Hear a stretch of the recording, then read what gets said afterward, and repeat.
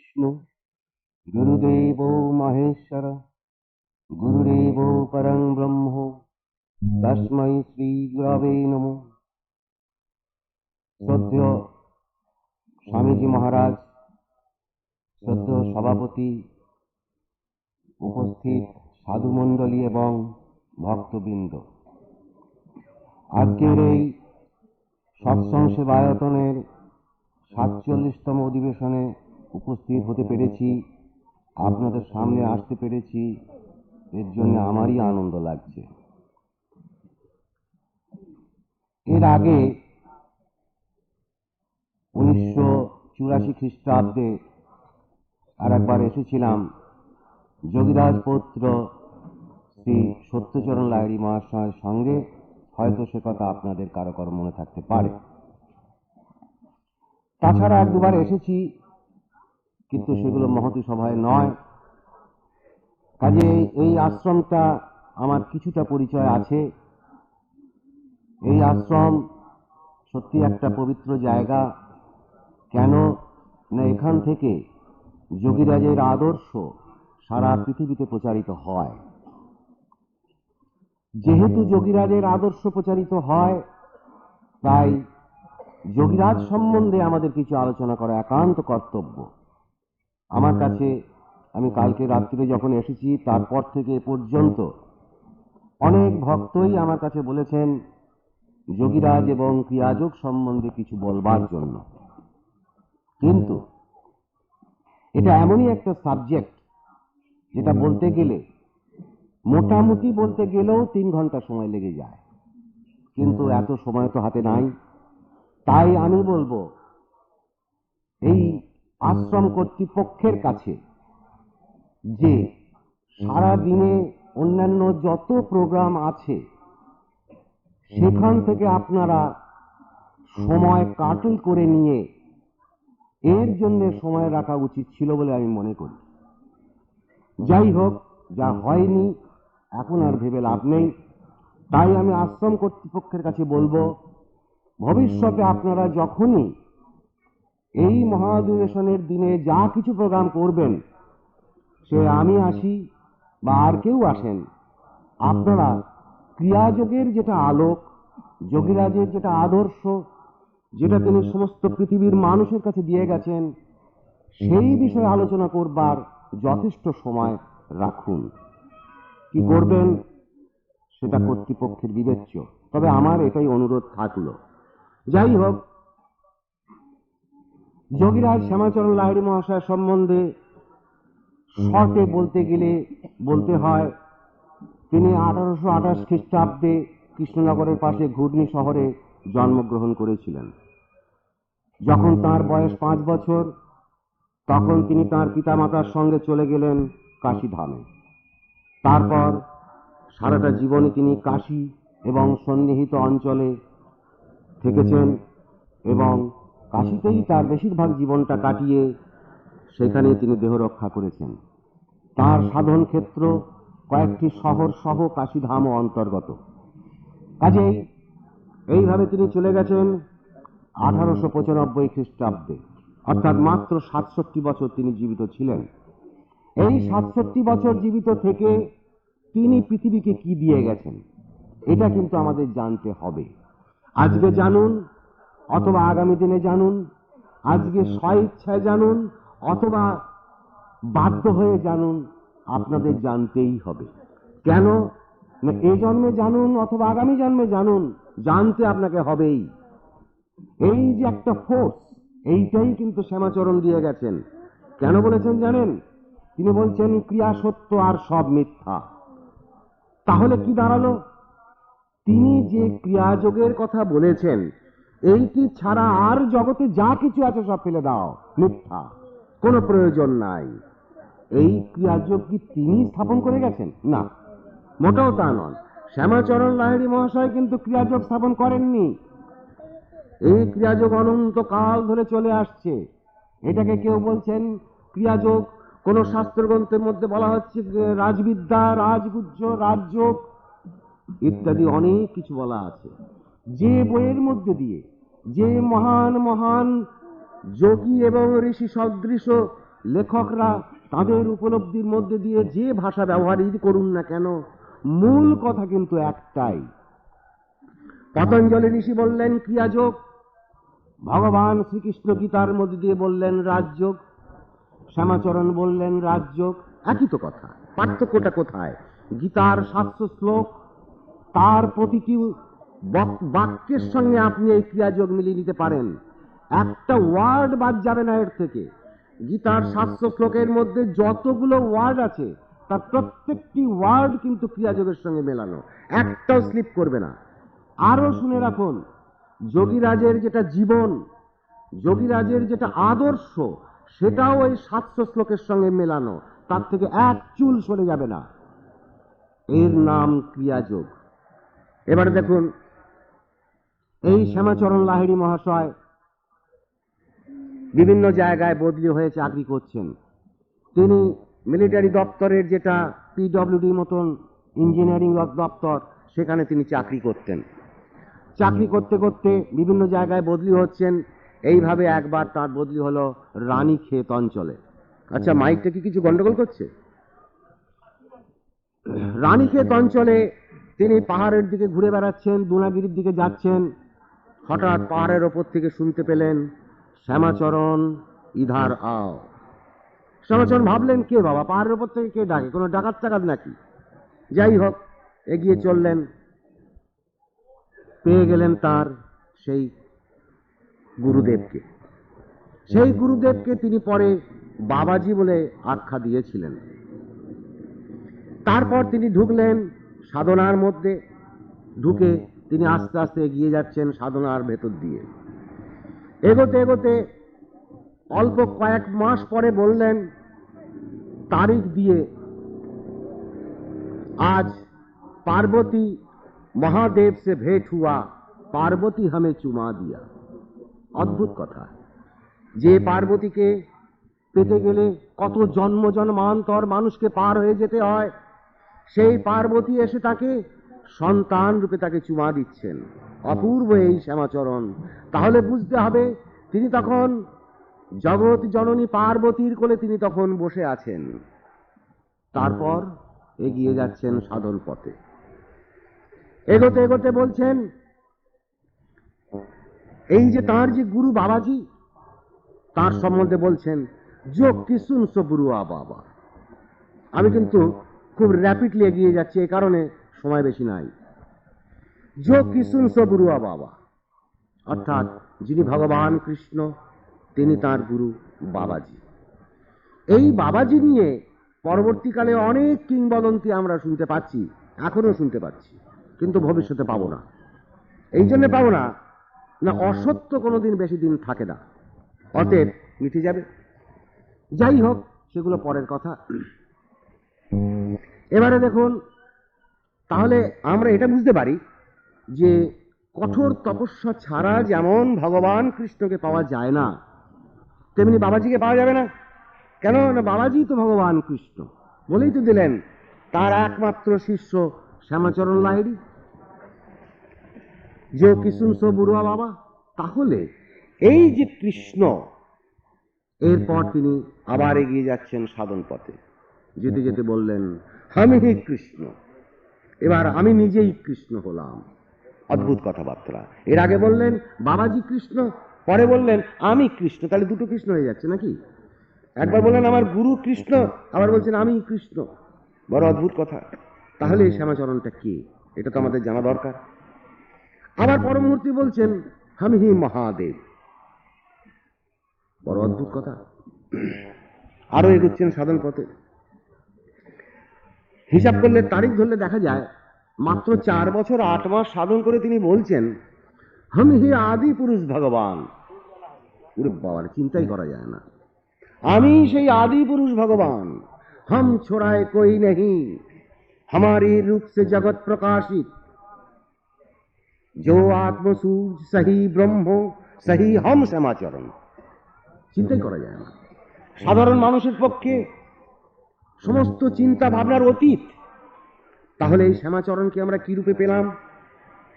তিনি ভগবান কৃষ্ণ, তিনি ভগবান দেবাদিদেব মহাদেব, তিনি বলছেন, কালী নাচো, কালী কোমর নেড়ে আমার মাথায়।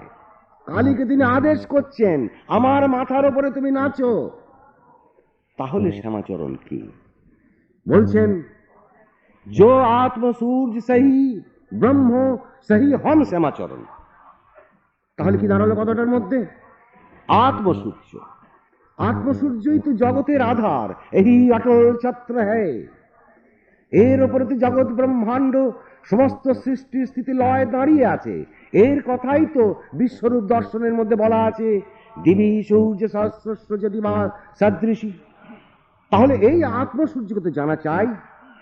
অপরদিকে তিনি বলছেন, কুটস্থই আমার রূপ, কুটস্থকে দেখলেই আমাকে দেখা হয়, তার মানে আমি কুটস্থ। অপর জায়গায় কি বললেন? কৃষ্ণ অর্থাৎ কুটস্থ। তাহলে যিনি কৃষ্ণ তিনিই কুটস্থ, তিনিই শ্যামাচরণ। আবার অপরদিকে বললেন, ওই যে আত্মসূর্য ওইটাই কৃষ্ণ। আবার বললেন, ওই যে আত্মসূর্য ওটাই ব্রহ্ম। কখন? যখন অপ্রকাশ। সাধন করতে করতে যতক্ষণ তোমার ভেতরেতে দর্শন বোধ আছে, অর্থাৎ মহান আত্মজ্যোতিতে তুমি তন্ময় হয়ে ডুবে গিয়ে তুমি নিজেই আত্মজ্যোতিতে রূপান্তর হয়ে গেছো, কিন্তু মনে রেখো তখনও তোমার ভেতর থেকে দ্বৈত ভাব ঘুচে যায়নি, তখনও তুমি অদ্বৈতে প্রতিষ্ঠিত হতে পারোনি। অতএব নিশ্চলং ব্রহ্ম উচ্চতের মধ্যে তুমি ডুবে গিয়ে নিজেই ব্রহ্ম হতে পারোনি। এ কারণে আত্মসূর্যের অতীত অবস্থা যেটা, যখন আত্মসূর্যও নাই, তার সেই যে অনন্ত নিশ্চল শূন্যরূপী যে ব্রহ্ম, তার যে প্রথম প্রকাশ, সেটাই তো আত্মসূর্য। সেই আত্মসূর্যও যখন নাই, একেবারে শূন্য থেকেও শূন্যতম, শূন্য কে ভিতর যে শূন্য হ্যায় সেই ব্রহ্ম হ্যায়, সেই ব্রহ্মের মধ্যে ডুবে গিয়ে যখন তিনি নিজেই ব্রহ্ম হয়ে গেলেন, এবার তিনি বললেন, ওই ব্রহ্মটাও আমি। আবার ওই আমার ওই শূন্য ব্রহ্ম অবস্থা থেকে আমার যেটা প্রথম প্রকাশ আত্মসূর্য, কৃষ্ণ, বাবাজি, যা কিছু বলো না কেন, সেটাও আমি। আবার এই যে আমার রক্ত মাংস দিয়ে গঠিত যে শ্যামাচরণের যে মূর্তিটা, যে দেহটা দেখছো, এটাও আমি। অতএব আমি নই কোথায়? তাই তিনি বলছেন, হম ছোড়ায় কই নেই। তারপর কি বললেন? হামারি রূপ সে জগৎ প্রকাশিত। আমার রূপ থেকে জগতের প্রকাশ। আমি হচ্ছি নিশ্চলং ব্রহ্ম। আমার এই ব্রহ্ম অবস্থা থেকে যেটা প্রথম প্রকাশ আত্মসূর্য, তার থেকেই এই জগতের প্রকাশ। অর্থাৎ ওই প্রকাশটাও যেমন আমি, তেমনি ওই প্রকাশ থেকে ক্রমান্বয়ে অনন্ত চঞ্চলতা রূপে এই জগৎ সৃষ্টি তো আমিই করেছি। তাই তিনি বলছেন, আমার অনন্ত ক্ষমতা, যা ইচ্ছা তাই করতে পারি। তিনি যদি ভাবেন এই সৃষ্টিটা আছে, তবে আছে। তিনি যদি ভাবেন এই সৃষ্টি নেই, তাহলে সৃষ্টি নেই। এমন সেই শ্যামাচরণ। তাই তিনি বলছেন, ক্রিয়াবানকে আশ্বাস দিয়ে তিনি কি বলছেন এবারেতে? বলছেন, ক্রিয়াবানই দেবতা। কেন? তুমি যে ক্রিয়াটা করছো, সকল দেব দেবী ওই ক্রিয়াই করছেন। অদ্ভুত তার কথাবার্তা, অপূর্ব তার আদর্শ। কি না, তুমি যে প্রাণকর্মটাকে করছো, প্রাণায়াম মহাধর্ম বেদানাপম নামাপ্য গোচর, এই যে প্রাণায়াম, যাকে শাস্ত্রে একমাত্র মহাধর্ম বলা হয়েছে, এই জগতে আর মহাধর্ম আমার সনাতন শাস্ত্রে আর বলা হয়নি। সেই শাস্ত্রসম্মত সাধন তুমি যেটা করছো, আত্মক্রিয়া, সেই সাধন সমস্ত দেবদেবীও করছেন। কেন? তার প্রমাণ, দেবাদিদেব মহাদেব তিনিও ধ্যান মগ্ন বসে আছেন। তাহলে তিনি কার ধ্যান করছেন? আমরা তো যখনই কোনো মহাদেবের ছবি দেখি, তিনি ধ্যান মগ্ন বসে আছেন ঊর্ধ্বনেত্রে। আবার গীতার শেষের দিকে শ্লোকে গিয়ে কি বলা আছে? যোগেশ্বর হরি, মহাযোগী। তাহলে এই যে যোগযুক্ত অবস্থা, এইটাকে আমাকে জানতে হবে। কেন? আমাদের সমাজে তো সাধন পথ অনেক রকম আমরা পাই, কিন্তু কি সেগুলো? আর কেনই বা তার থেকে সরে গিয়ে শ্যামাচরণ বলছেন? সরে তিনি যাননি, একটুও তিনি সরে যাননি। তিনি যা কিছু বলেছেন শাস্ত্রসম্মত, শাস্ত্রের বাইরে গিয়ে একটা কথাও তিনি বলেননি। এইবার যদি আমরা গীতাকে বলি শাস্ত্র, তাহলে এই শাস্ত্র অতীতে কে দিয়েছেন? ভগবান কৃষ্ণ। সেটাও তো শ্যামাচরণ, আমি হে কৃষ্ণ। তাহলে সেই কৃষ্ণই তো পরবর্তীকালে শ্যামাচরণ রূপে এলেন, এসে গীতাকে তিনি আবার বললেন। কিভাবে বললেন? দেখবেন শ্যামাচরণের যেটা গীতা, শ্যামাচরণ নিজের হাতে যে গীতা লিখে রেখে দিয়ে গেছেন, যেটা গ্রন্থাবলীর প্রথম খণ্ডে বের করা হয়েছে, তার মধ্যে গীতাটা পড়ে দেখবেন যে কি বিশেষত্ব আছে। আমরা বাজারে দোকানে যত রকম গীতা পাই, সমস্ত গীতার মধ্যে আমরা কি পাচ্ছি? গীতার প্রথমে আছে গীতা প্রণাম, গীতা ধ্যান, গীতা ন্যাস ইত্যাদি। উনি একটাও নিলেন না। তারপর গীতার শেষে গিয়ে আছে গীতা মাহাত্ম্য, তাও তিনি নিলেন না। তারপর সাধারণত আমরা কি দেখি? যত বড় মহাপণ্ডিতই হন না কেন, গীতার ব্যাখ্যা করতে গেলেই তারা হয় শঙ্কর ভাষ্য নেন, না হয় রামানুজ ভাষ্য নেন, না হয় কারো না কারো ভাষ্য নেন, কিন্তু শ্যামাচরণ কারো ভাষ্য নেননি। শ্যামাচরণ ঠিক গীতার যে 2 লাইনের শ্লোকটা, সেইটার যা বক্তব্য সেটা বাংলা ভাষায় বলে দিয়ে গেলেন। অপূর্ব। কেন? তিনি কিন্তু এসেছিলেন বাঙালি হয়ে, বাঙালি হয়ে তিনি এসে বাংলা ভাষায় গীতাকে বলে দিয়ে গেলেন। অতীতে তিনি সেই শ্যামাচরণই অতীতে যখন কৃষ্ণ হয়ে এসেছিলেন, তখন তিনি কঠোর কঠিন সংস্কৃত শ্লোক আকারে বলেছিলেন, কিন্তু গীতার ব্যাখ্যা দিয়ে যাননি সে সময়তে। কেন ব্যাখ্যা দিয়ে যাননি? তার তো অনেক কারণ আছে। এইটাকে জানতে গেলে আমরা দেখতে পাচ্ছি এই যে একটা অনন্ত সময় যেটা বয়ে চলেছে, যেটাকে আমরা কাল বলছি, এই কালটাকে তো আমরা কেউ কখনো বিভেদ করতে পারি না, কিন্তু আমরা বুঝবার তাগিদে সেটাকে আমরা বিভেদ করে নিই। যেমন 1 দিন, 2 দিন, 7 দিন, 1 মাস, 1 বছর, 10 বছর, 100 বছর ইত্যাদি, অথবা 1 ঘন্টা, 1 মিনিট ইত্যাদি। কিন্তু প্রকৃত প্রস্তাবে একে কিন্তু বিভাগ করা যায় না। তথাপি একেও আমরা সনাতন মতে বুঝবার জন্য 4টে যুগে ভাগ করে নেওয়া হয়েছে। বাকিগুলো তো আরো ক্ষুদ্র ক্ষুদ্র ছোট ছোট। এই 4টে যুগ কি? সত্য, ত্রেতা, দাপর, কলি। এর ভেতরেতে সত্যযুগ হলো, যোগীরাজ পরিষ্কার বলেছেন, সত্যযুগ মানে যখন সকলেই ক্রিয়ার পরাবস্থায় থাকে।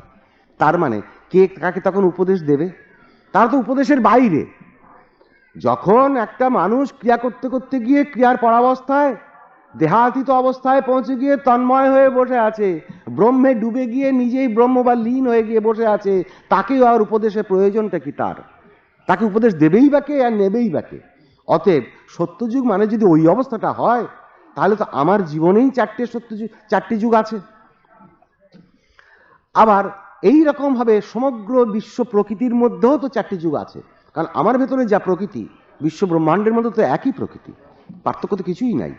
তাহলে পরে সেই বিশ্ব ব্রহ্মাণ্ডের মধ্যে যে প্রকৃতি, তার ভেতরে যেটা সত্য যুগ, সে সময় মানে 100 জনের মধ্যে 100 জনই ওই সাধনার পরাবস্থায় বসে রয়েছে তারা।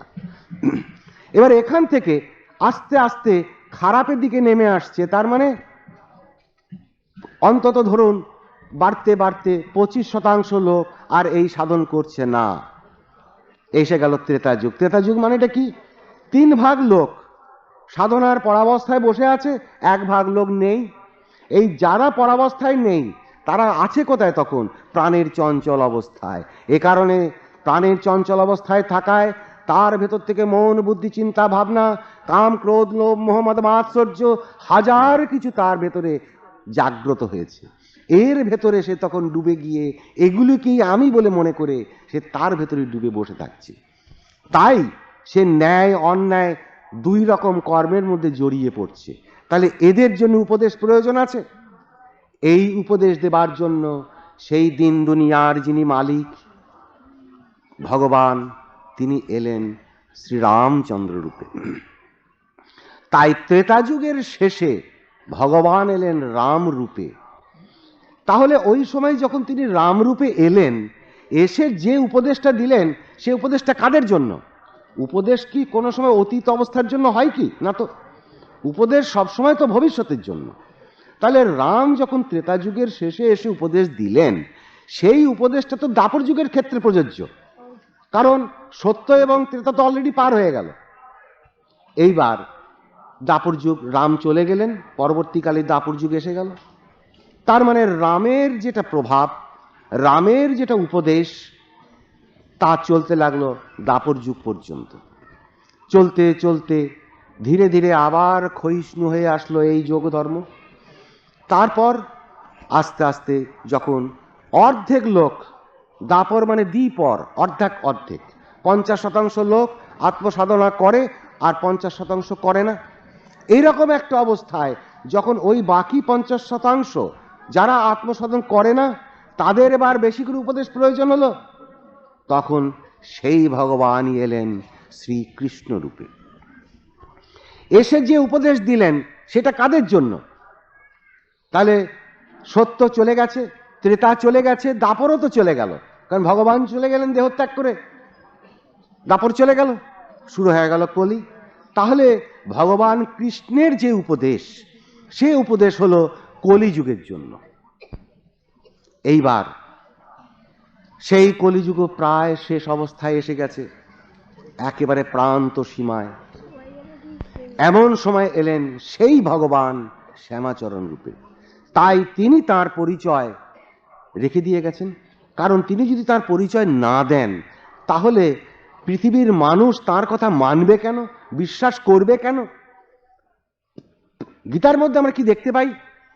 শ্রী ভগবান উবাচ, ওখানে তো শ্রীকৃষ্ণ বাচ তো নেই, কারণ যদি ওখানে শ্রীকৃষ্ণ বাচ বলা হতো তাহলে কেবলমাত্র যারা বৈষ্ণব মতাবলম্বী তারা বলতেন ওটা আমাদের জন্য, কিন্তু যদি বলা হয় শ্রী ভগবান উবাচ তাহলে সবার জন্য, কারণ ভগবান শব্দটা নিউট্রাল, কিন্তু কৃষ্ণ বিষ্ণু শব্দটাকে নিউট্রালের মধ্যে নাও ফেলতে পারা যায়, মানে গোষ্ঠীগত সীমাবদ্ধগতর মধ্যেও ফেলার সম্ভাবনা থাকে।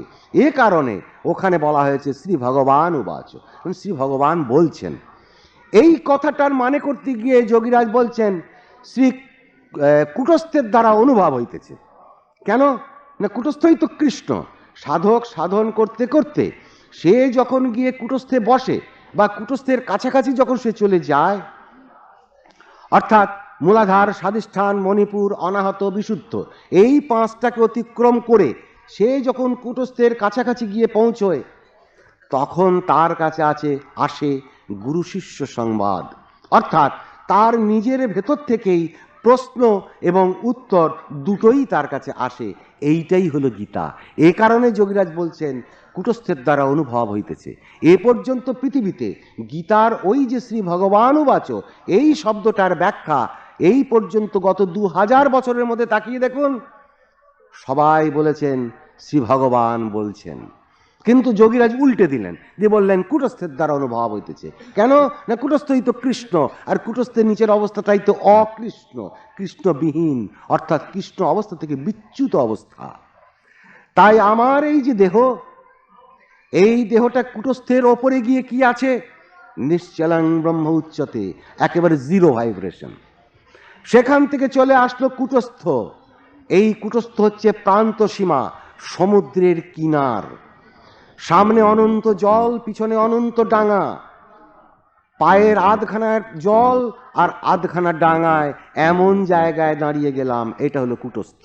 তার মানে প্রকাশ এবং অপ্রকাশ নিচের দিকে ক্রমান্বয়ে, প্রকাশ যত নিচের দিকে বাড়ছে, প্রাণের চঞ্চলতা বাড়তে বাড়তে যখন মূলাধার তত্ত্বে এসে পৌঁছলাম, 1 লক্ষ তরঙ্গ বিশিষ্ট হলো আমার এই প্রাণ। তাহলে আমার এখন যে বর্তমান অস্তিত্বটা কিসের উপরে আছে? এই যে আমরা সবাই শুনছি, আমাদের কান শুনছে, চোখ দেখছে, মন বুদ্ধি চিন্তা ভাবনা কল্পনা সবাই কাজ করছে। এই যে কাজ করছে কার উপরে নির্ভর করে? প্রাণের ওই 1 লক্ষ তরঙ্গের উপরে নির্ভর করে। এ কারণে বলা হয়েছে প্রাণ হি ভগবান ঈশ, প্রাণ বিষ্ণু পিতামহ, প্রাণেন ধারজতে লোক সর্বং প্রাণময়ং জগৎ। এই যে প্রাণ আমাদের সবার ভেতরে যিনি আছেন, তিনিই তো ভগবান, তিনিই তো ঈশ্বর। প্রাণ হি ভগবান ঈশ, তিনি ভগবান, তিনি ঈশ অর্থাৎ ঈশ্বর। প্রাণ বিষ্ণু পিতামহ, এই প্রাণই হলেন বিষ্ণু। বিষ্ণু মানেটা কি? বিষ্ণু মানে তো ব্যাপ্তি, যিনি সর্বত্র ব্যাপ্ত। আমার মাথার এই চুলের ডগাটা থেকে শুরু করে আর পায়ের নখের ডগাটা পর্যন্ত তো তিনিই আছেন। আবার যদি আমি বিশ্ব ব্রহ্মাণ্ডের দিকে তাকাই, সর্বত্র তো তিনিই ব্যাপ্ত। তাই তিনি বিষ্ণু। ওই যে গাছটা, ওর ভেতরেও যে প্রাণ, ওই যে কুকুরটা হেঁটে যাচ্ছে, ওর ভেতরেও যে প্রাণ, আমার ভেতরেও সেই প্রাণ, ভগবান কৃষ্ণের ভেতরেও সেই প্রাণ। তাই যোগীরাজ কাশীতে গঙ্গার তীরে বৈকালিক ভ্রমণ করছেন। একজন এসে জিজ্ঞাসা করলেন, পথিক, আপনার নাম অনেক শুনেছি, কিন্তু সাক্ষাৎ কখনো হয়নি। কথা বলার পর সেই আগন্তুক জিজ্ঞাসা করছেন, আপনি কার সাধনা করেন? বললেন, তা তো জানি না।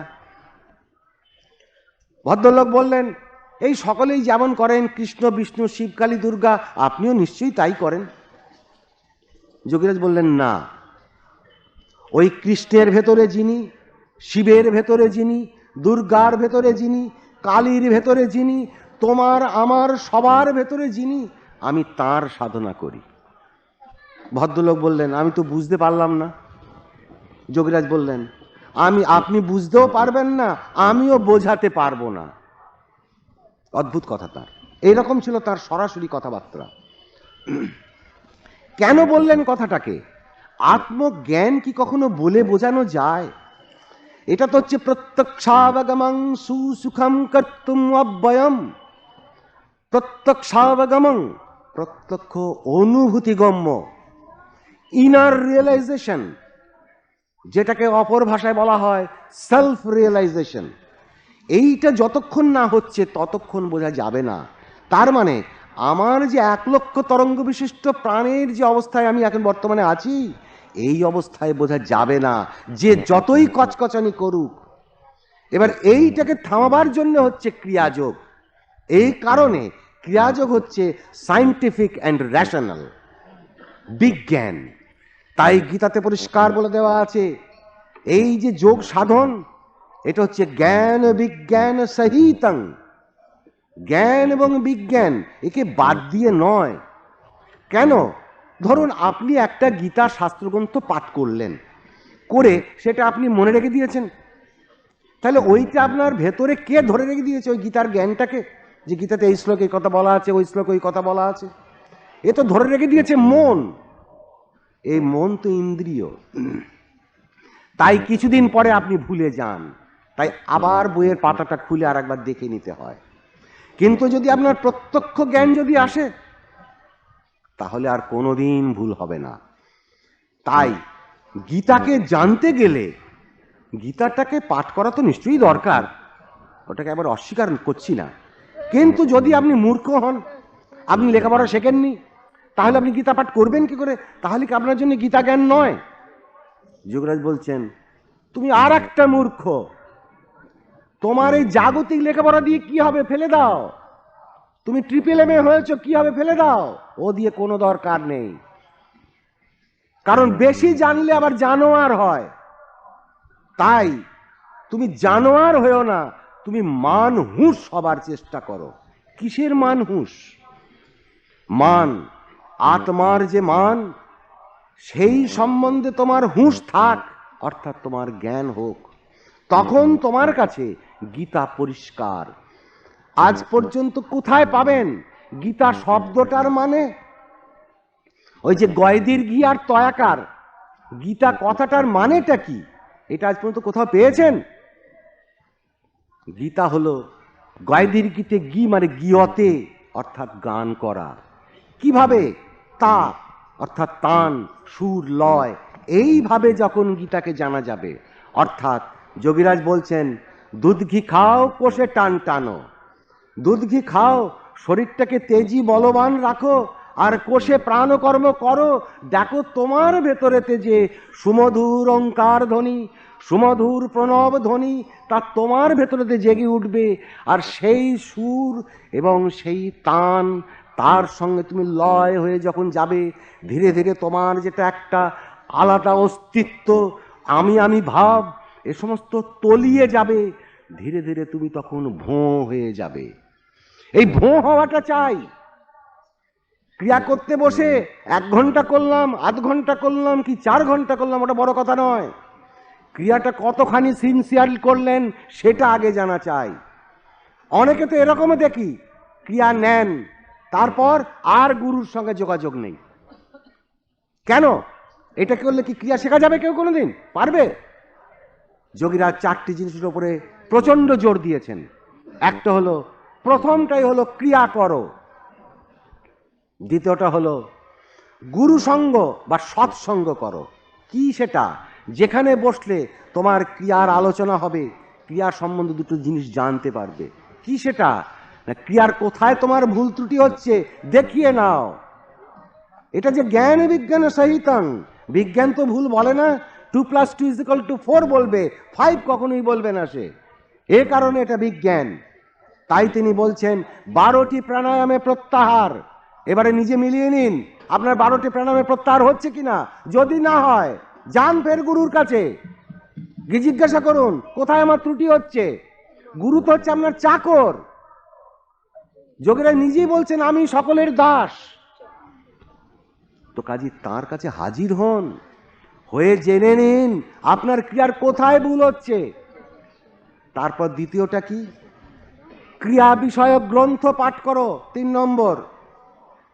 কেন না, তা না করলে তো তুমি সব সময় তো গুরুর কাছে থাকতে পারো না। তুমি হয়তো গুরুর থেকে 10-20 মাইল দূরে আছো, ঠিক আছে, মাঝে মাঝে আসলে ক্রিয়া দেখিয়ে নিলে, তার উপদেশ জানলে, কিন্তু বইটা থাকলে কি হবে, তোমার কাছে থাকবে। এ কারণে শ্যামাচরণ 26খানা শাস্ত্রগ্রন্থের ব্যাখ্যা করে দিলেন। তিনি তো নাও দিতে পারতেন, কি প্রয়োজন ছিল তার? যিনি বলছেন আমি ভগবান, স্বয়ং ভগবান, তার আবার নিজের কি প্রয়োজন আছে? তার তো নিজের কোনো প্রয়োজন নেই। তাহলে তিনি তো এসছেন আমাদের প্রয়োজনের জন্য। তাই তিনি 26খানা শাস্ত্রগ্রন্থের অপূর্ব ভাষ্য করে দিয়ে গেলেন। যদি বলি ভাষ্য, ভুল কথা। যদি বলি ব্যাখ্যা, ভুল কথা। না, তিনি ব্যাখ্যাও করেননি, ভাষ্যও করেননি। ওইটার যা সত্য কথা বলা আছে সেইটা বলেছেন, সেইটা ধরিয়ে দিয়েছেন। এইটাকে আমরা যদি বলি ব্যাখ্যা বা ভাষ্য, ওটা আমাদের কথা, যোগীরাজের কথা নয়। যোগীরাজের কথা হলো যা সত্য তাই বলে দিয়েছি তোমাদের জন্য। এবার চলতে হয় চলো, না চলতে হয় নরকের পথ পড়ে আছে, এগিয়ে যাও। আর তো কাজেই এই যে 4টি জিনিসের উপর তিনি যে জোর দিতেন, এগুলো তো আমাদের জানা চাই। তাহলে আগে যেটাকে বলছিলাম ওই জায়গাটাকে ফিরে আসি। এবার তাহলে ভগবান কৃষ্ণ যে উপদেশ দিয়েছিলেন সেটা কলিযুগের জন্য, আর যোগীরাজ শ্যামাচরণ যে উপদেশ দিলেন সেটা তাহলে আগামী সত্যযুগের জন্য। এবার কেন যেটা সত্যযুগের জন্য হলো, তার কতগুলো নিদর্শন যোগীরাজের বক্তব্যের মধ্যেই আছে। কিরকম জানেন? আমরা বাজারে অনেক রকম সাধনার পথ দেখছি, ঠিক আছে। আর কি দেখছি?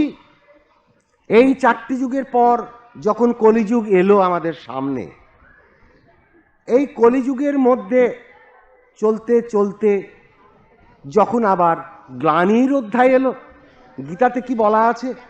যখনই ধর্মের গ্লানি হবে বা যোগ ধর্মের গ্লানি হবে, তখনই আমি আসব এবং এটাকে আবার বলে দেব। একথা গীতার মধ্যে তার অঙ্গীকার করা আছে। তাই প্রত্যেকটা যুগ ও সন্ধিক্ষণে সেই দিন দুনিয়ার মালিক যিনি ভগবান, তিনি স্বয়ং আসেন, এসে এই যোগটাকে আবার বলে দেন। কিন্তু যখন যে যুগের উপযুক্ততা, সেই যুগের উপযোগী অনুসারে তিনি বলেন। যেমন ধরুন দ্বাপর যুগের শেষে এসে ভগবান কৃষ্ণ যে সব কথা বললেন, এটা হচ্ছে কলিযুগের জন্য, কিন্তু তিনি ভাষ্য করে দিয়ে যাননি। কেন না, প্রয়োজন নেই।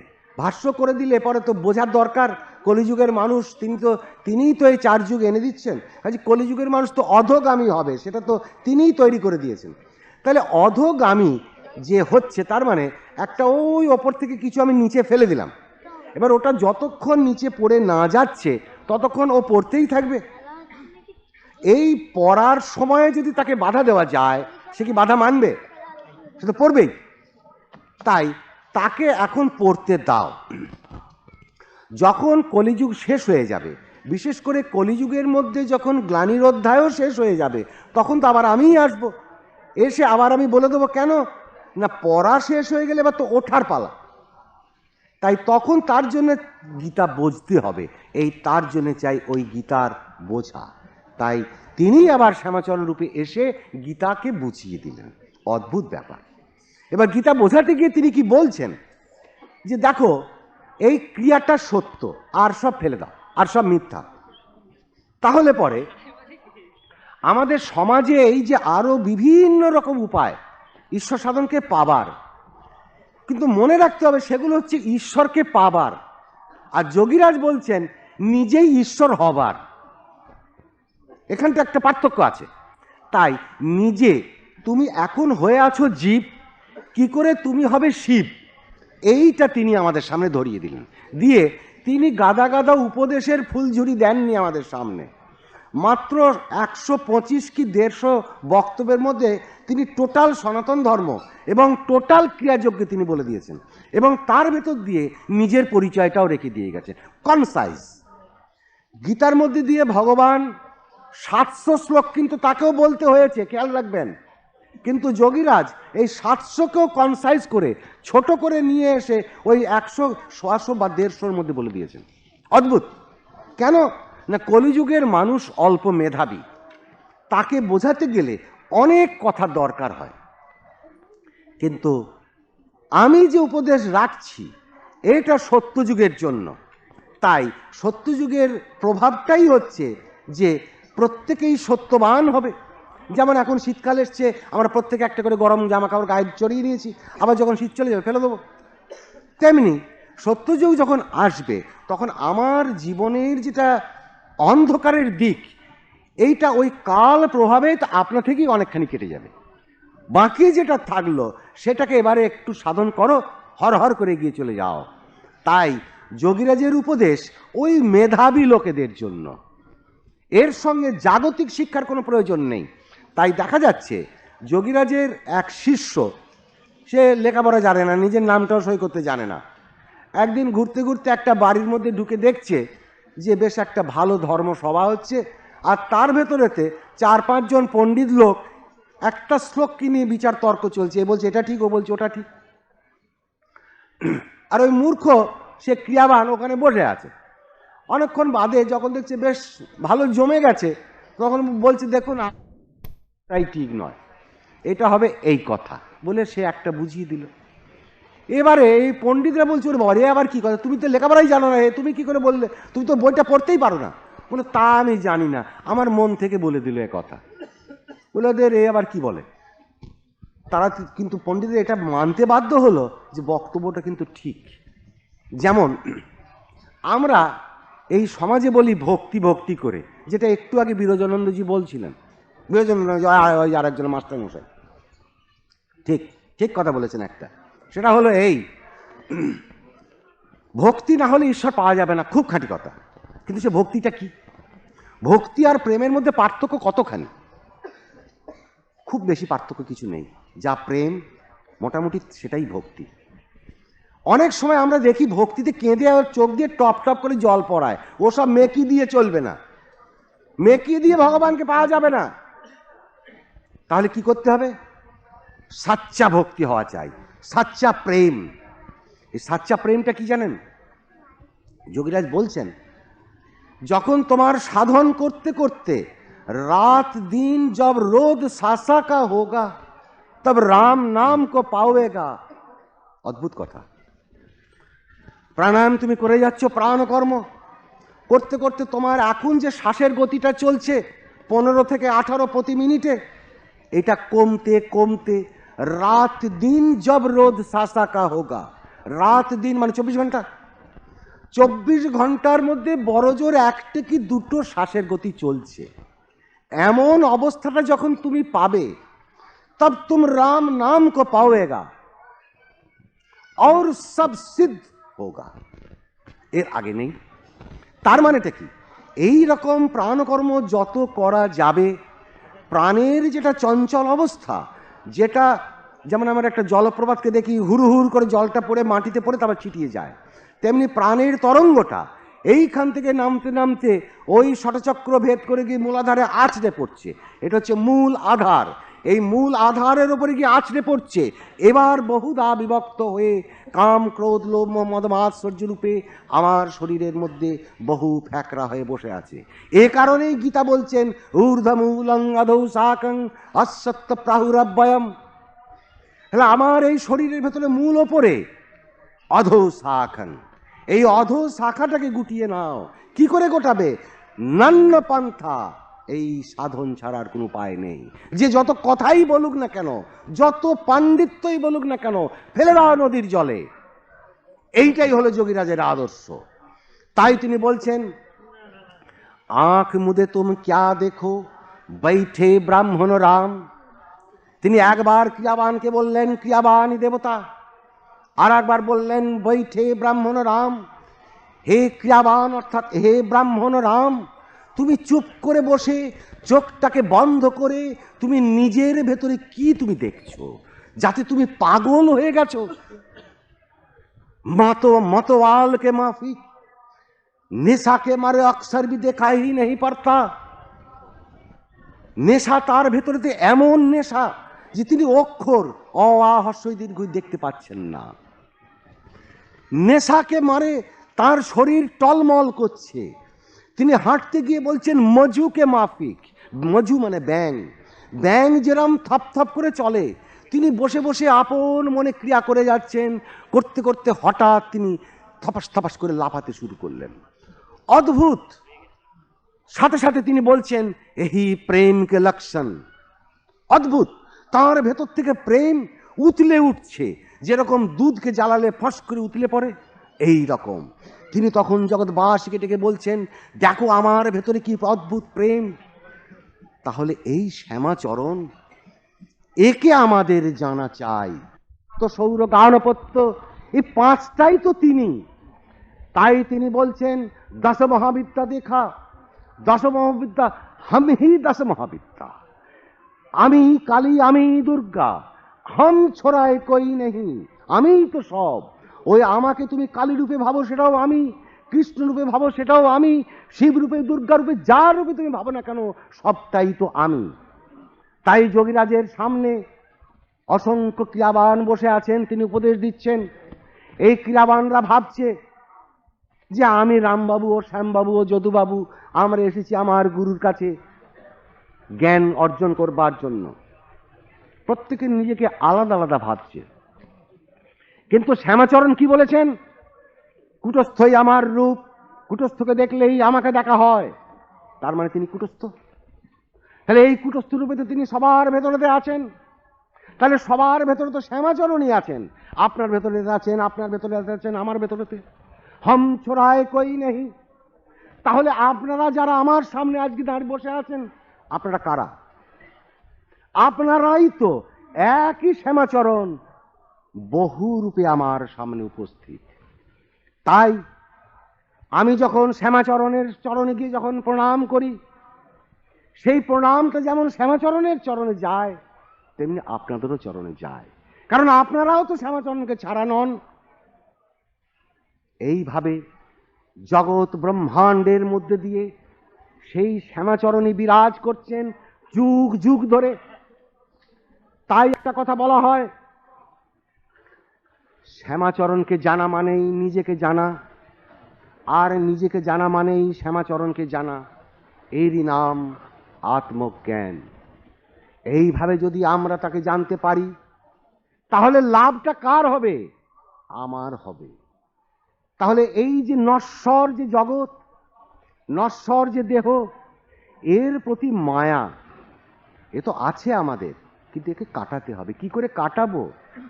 সেই কাটাতে গেলেও তো চাই ক্রিয়া, এছাড়া তো আর কোনো উপায় নেই। যদি বলি আমি ভগবানকে পেতে চাই, তাও আমাকে করতে হবে এই ক্রিয়া। যদি বলি আমি নিজেকে জানতে চাই, তাও আমাকে ক্রিয়াই করতে হবে। তাই যোগীরাজ বলছেন आप ही को आप जानना इसी को ब्रह्म ज्ञान कहते हैं। নিজেকে জানাটাই তো ব্রহ্ম জ্ঞান। আমাদের শাস্ত্রকার তো বলেই দিয়েছেন অহম ব্রহ্মাস্মি অমৃতস্য পুত্রা। তুমিই তো অমৃতের পুত্র। তাই যোগীরাজ বলছেন তুমি নিজেকে ছোট ভাবতে ভাবতে তুমি ছোট লোক হয়ে গেছো, কিন্তু মনে রেখো তুমি বড় লোক। কেন তুমি বড় লোক? তুমি অমৃতের পুত্র। কুকুরের পুত্র কুকুর হয়, মানুষের পুত্র মানুষ হয়, অমৃতের পুত্র অমৃত হবে। অমৃত তো এই দুনিয়ায় একটাই, ব্রহ্ম, একমেবা দ্বিতীয়ম। বা তাকে আমি বলি আত্মা, তাকে বলি প্রাণ, তাকে বলি জীবন, তাকে আমি যাই বলি না কেন, তিনি শূন্য ধাতু ভাবে প্রাণ, তিনিই তো শূন্য সম হয়ে আমার ভেতরেতে বিরাজমান। ঠিক একইভাবে জগৎ ব্রহ্মাণ্ডের মধ্যে বিরাজমান। অতএব আপনি জগৎ ছাড়া নন, জগৎ আপনাকে ছাড়া নয়, একইভাবে ওতপ্রোতভাবে জুড়াল বিরাজমান। এইটাকে জানা মানেই আত্মজ্ঞান। অতএব আপনি জেনে সাধন করুন, যদি আপনি না জেনে করেন সেটাও কিন্তু ক্রিয়াই করা হচ্ছে। ক্রিয়া মানে তো কর্ম। কর্মটা কি? এইটাই তো গীতাতে বলা আছে, কর্মযোগ। কি কর্ম? যে কর্ম আমাকে আত্ম সমীপে পৌঁছে দিতে পারে সেইটাই কর্মযোগ। এই জগতে আর যা কিছু আছে সব ফেলে দাও, কিছু দরকার নাই। তাই বলছেন তিনি 12টি প্রাণায়ামে প্রত্যাহার। কি প্রত্যাহার? যে মনটা আমার বাইরের দিকে ছুটে যাচ্ছিল, এটা চাই সেটা চাই, এটা না হলে বোধহয় জীবনটা অসমাপ্ত হবে। আর 12টা প্রাণায়াম করার পর কিন্তু কোন প্রাণায়াম মনে রাখতে হবে? উত্তম প্রাণায়াম। যোগীরাজ কিন্তু সবসময় বলেছেন অধম মধ্যম উত্তম। কঠোর তপস্যা করো, তবে তোমার কাছে উত্তম প্রাণায়াম আসবে। সেই উত্তম প্রাণায়াম যদি তুমি 12টা করতে পারো, তখন তোমার কাছে প্রত্যাহার, অর্থাৎ মন আর বাইরের দিকে যাচ্ছে না। তুমি চেষ্টা করলেও ওই অবস্থায় গিয়ে আর মনটাকে তুমি বাইরে নিতে পারবে না। মন তোমার ভেতরে গেড়ে বসে গেছে। এইবার সে আরো প্রাণায়াম করে চলেছে। 144টা প্রাণায়ামে ধারণা। ধারণাটা কি? আত্মবিষয়ক ধারণা। ধরুন আমার পেছন দিকে সূর্যটা আছে, এখানে আলোটা এসে পড়েছে, তার মানে আলোটা দেখে আমি বুঝতে পারছি তাহলে এখনো সূর্য ডোবেনি, আছে। এই মানে সূর্য বিষয়ক ধারণা, আলো বিষয়ক ধারণা। তেমনি ওই 144টা প্রাণায়াম করার পর যোগীর কি হবে? আত্মজ্যোতি দর্শনে তন্ময় হয়ে যাচ্ছে। তার সামনে একটা কি বলবো, মানে প্রচন্ড দীপ্যমান একটা অবস্থা তার সামনে এসে গেছে। কত সে পবিত্র থেকে পবিত্রতম, চোখ খুলে আর ওই জিনিসকে সে দেখতে পাচ্ছে না, এমন একটা অবস্থার মধ্যে সে তখন এসে গেছে। এইটা হচ্ছে আত্মবিষয়ক ধারণা। কেন না, আত্মজ্যোতি যখন দেখছি তখন আত্মা নিশ্চয়ই আছেন, তা নাহলে জ্যোতি আসছে কোথা থেকে? এ হলো আত্মবিষয়ক ধারণা। 144টা উত্তম প্রাণায়ামে এই অবস্থা আসে। তারপর 1760 প্রাণায়ামে ধ্যানাবস্থা। ধ্যানাবস্থাটা কি? ধ্যানাবস্থিত তদ্বৎ গতেন মনসা, একেবারে তদ্গতেন, আত্মার সঙ্গে তুমি নিবিষ্ট চিত্ত হয়ে গেছো। তোমার যেটা রামবাবু বা শ্যামবাবু রূপে তোমার যেটা আলাদা অস্তিত্ব ছিল, বজায় ছিল, সে সব নেই। তুমি তখন দেহাতীত, তুমি তখন সেই আত্মজ্যোতির মধ্যে ডুবে গিয়ে নিজেই জ্যোতিতে পরিণত হয়ে গেছো। আত্মা এবং নিজেকে তুমি তখন আলাদা ভাবতে পারছো না, এমন একটা অবস্থায় পৌঁছে গেছো তুমি। এই অবস্থাটা 1760 প্রাণায়ামে এসে গেল। দেখুন কিরকম অঙ্ক ফেলে দিয়েছেন তিনি। তারপর 20,736 একেবারে চির সমাধি হয়ে গেল, তার ছুটি। এইবারে ছুটিটা মানেটা কি? যেখান থেকে আমি এসেছিলাম, যে নিশ্চল ব্রহ্ম থেকে চঞ্চলতা প্রাপ্ত হয়ে আত্মা, জীবন, প্রাণ, জীবন, জীব রূপে আমি প্রাণী হয়ে ঘুরে ঘুরে বেড়াচ্ছিলাম এই জগতে। তার জন্য আমাকে অনন্ত ভ্রমণ করতে হয়েছে, কত লক্ষ লক্ষ জন্ম পার করে। তারপর এই অবস্থাটাকে যখন পেলাম, ফিরে গেলাম আমার আদি জায়গায়, ফিরে গিয়ে নিশ্চিন্ত। তাই যোগশাস্ত্রে বলা আছে নিশ্চিন্ত যোগ উচ্চতে। ওই রকম নিশ্চিন্ত মানে চিন্তা শূন্য। তখন তোমার চিন্তা নাই, ভাবনা নাই, কল্পনা নাই, কারণ তুমি নাই। মনমনা ভব মদ ভক্ত মদ যাজি মাং নমস্কুরু। মনমনা, মনটাকে দিয়ে দাও মনেতে, চঞ্চল মনটাকে ক্রিয়া করে করে স্থির মনে রূপান্তর করে দাও। এইটা হলো মনমনা। যখন এই অবস্থা হবে ভব এ দুনিয়ায় মদ ভক্ত, সে তখন আমার ভক্ত হবে। এই যে মদ, আজ পর্যন্ত যত ব্যাখ্যা সমাজে পাওয়া যায় সকলেই বলছেন তখন তিনি ভগবান অর্থাৎ কৃষ্ণের ভক্ত হবেন। যোগীরাজ বলছেন কে কৃষ্ণ আমি তো জানি না। ওখানে মদ মানে আমি, তখন এতদিন ছিলাম আমি দেহের ভক্ত, এখন মদ মানে আমি অর্থাৎ দেহি, এই দেহির ভক্ত হলাম। ওই রকম মন অবস্থা পাওয়ার পর এই দুনিয়ায় যে পৌঁছতে পারবে সে তখন নিজেই নিজের প্রতি ভক্ত হবে, ভগবানের প্রতি ভক্ত নয়। এতদিন দেহরূপীটা উহু কাঁটা লেগেছে কি কথা, তখন এটা নাই, গিয়ে সে তখন দেহি, ওই যে সেটা যেটা সেলফ নিজে, সেই নিজের প্রতি সে তখন নিজের ভক্ত হলো। তারপর মদ জাজি, সে তখন নিজের ভেতরেই নিজে যজন রমন অবস্থান করতে লাগলো, আর বাইরের জগৎ শেষ হয়ে গেছে।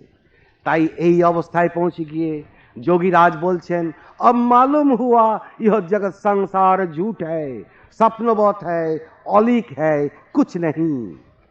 তাহলে এটা তো আমার জীবনে সাধন করে পাওয়া চাই, যদি না পেলাম তাহলে তো বৃথা, ফেলে দাও দিয়ে কোনো লাভ নেই। যে সাধনার মধ্যে ওই অবস্থা পাওয়া যায় না, ফেলে দাও সে দিয়ে, ও দিয়ে অনন্ত জন্ম নষ্ট হয়ে যাবে, নষ্ট করতে রাজি নয়।